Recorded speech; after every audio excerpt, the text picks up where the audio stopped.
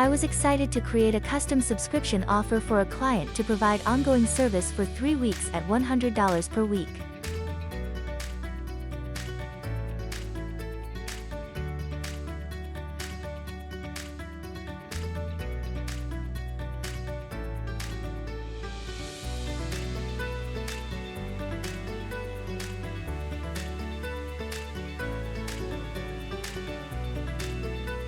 I completely misunderstood what number of orders meant. I thought I needed to have at least 2 orders per week to cover the 3 weeks of service. After delivering the first order, I noticed the second one wouldn't start for 21 days. That's when I knew something was wrong.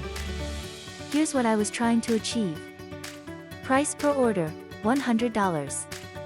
Order repeated every 7 days. Number of orders, 3 orders. However, what I actually set up was price per order, $50. Incorrect, should be $100. Order repeated every 3 weeks. Number of orders, 2 orders. This meant 2 orders every 3 weeks, 21 days, which wasn't what I intended. So, here's the lesson learned. Pay close attention to the number of orders field. It refers to the total number of deliveries within the subscription, not per week in this case.